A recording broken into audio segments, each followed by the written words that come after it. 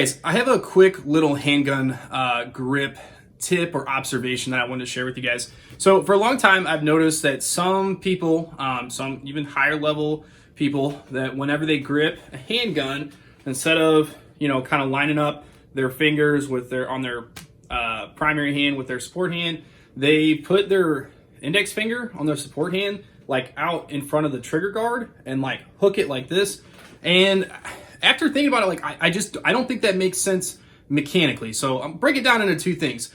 If you have both hands on the gun, let one hand do one thing and the other hand do another thing to make a complete grip. So obviously you have your slide that's going to come back and forth. So you need your primary hand to mitigate the motion or the energy of the slide coming back. So that's mitigating that part of it. The other part is like your muzzle is going to rise inherently as it recoils. So whenever you're trying to get leverage on something, you don't want to be necessarily up high. You want to be up high here because you're trying to mitigate the back and forth motion of it, not the up and down or the up motion. So you don't want to be high necessarily because mechanically it doesn't work. You want to be down lower. Now I'm not saying to like cup and saucer it like old school, movies and shit like that, but I don't see any advantage of hooking this. Like no matter how tightly you hook that, you're at a disadvantage. It's going to slip. You're going to be readjusting all the time. I think of like a hammer. Like if you want to hit something with a hammer, you don't grip it up high like this. You grip it down here because you have more leverage, more force.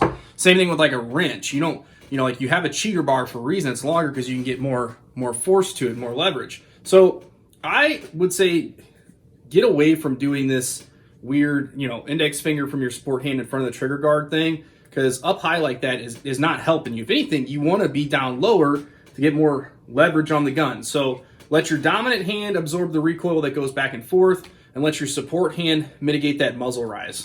That's all I had to say.